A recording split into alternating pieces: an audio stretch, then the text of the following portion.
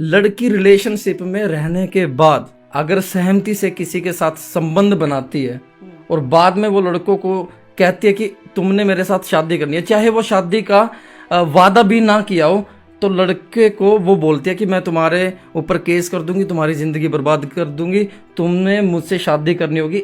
ऐसे केस में लड़कों को क्या करना चाहिए? देखिए, पहली चीज तो ये है कि अब तो दूर रहो, आज की डेट में तो दूर रहो और बच सको तो खुद को बचा लो। देखिए, मैं एक रेनू भाटिया जी की एक लाइन कहूंगी, है ना। कुछ टाइम पहले रेनू भाटिया जी को काफ़ी, जो अपने हरियाणा की विमेन कमीशन की चेयरपर्सन है, उनको काफ़ी ट्रोल भी किया गया था उनके स्टेटमेंट के लिए। और मैम ने ये बात कही थी जिससे मैं हूबहू जो है उनसे वाकिफ रखती हूँ कि लड़कियां ओयो में जाती हैं तो क्या हनुमान जी की आरती करने जाती हैं? फिर कहती हैं जी मेरी कोक में ये मिला दिया। आप मुझको बताइए कि आज कोई लड़की अगर ओयो में जा रही है, आप मिलने गए हैं, किसी से दोस्ती है, तो आप पब्लिक प्लेस पे, किसी गार्डन में, किसी रेस्टोरेंट में, कहीं पर भी मिलिए, पर आप होटल में क्यों जा रहे हैं? और जाहिर सी बात है, सही कहा ना रेनू भाटिया जी ने कि आप हनुमान जी की आरती करने तो जा नहीं रही। इसका मतलब रजामंदी तो आपकी भी थी, इच्छा तो आपकी भी थी, कंसेंट तो आपकी भी थी। फिर आप ये क्यों कहती हैं कि मुझे प्रलोभन दिया गया, मुझे झूठा वायदा किया गया? वायदा झूठा कैसे होता? वायदा तो आपने भी करा था। हो सकता है आप मुकर गई हो शादी से, ये किसे पता। बहुत सारे केसेस हैं, मेरे खुद के पास ऐसे केसेस आए हैं जहां पर लड़की ने बैकआउट किया है शादी से, ठीक है। अब जब लड़की ने बैकआउट किया है तो ऐसे केस में लड़के के पास कानून में कोई प्रावधान नहीं है। हाउएवर, लड़की ने बैकआउट भी किया है बावजूद उसके, क्योंकि उसके पेरेंट्स इस बात से तारुफ नहीं रखते हैं या समाज को दिखाने के लिए, क्योंकि समाज को तो एक दूसरा ही चेहरा दिखाया जाता है।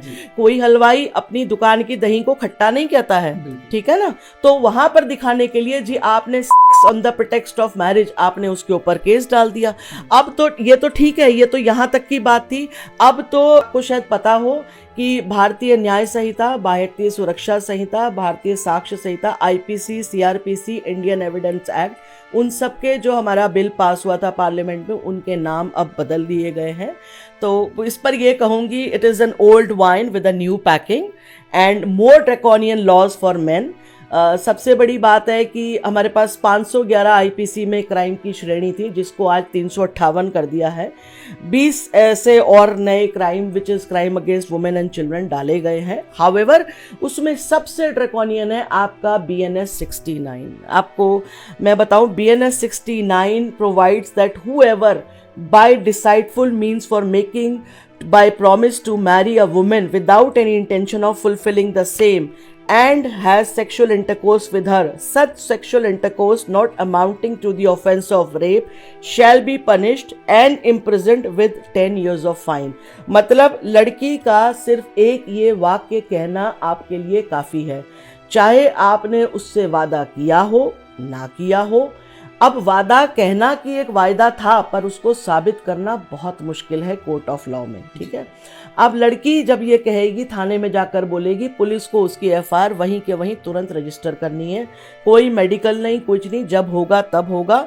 और आज की डेट में उसमें मजिस्ट्रेट से ऑर्डर की ज़रूरत नहीं है, इमीडिएट अरेस्ट है। आप 10 साल की उसमें सज़ा का प्रावधान है, ट्रायल चलेगी तब पता चलेगा। बहरहाल, ये सबसे ज़्यादा जो घातक कानून अब भारतीय न्याय संहिता में BNS 69 आने वाला है पुरुषों के लिए। आप तय कर लीजिए कि आप किसी रेस्टोरेंट में मिलना चाहते हैं, किसी गार्डन में मिलना चाहते हैं या नहीं मिलना चाहते, ये आपकी इच्छा है, क्योंकि वहाँ लड़के से कुछ नहीं पूछा जाएगा। ओके।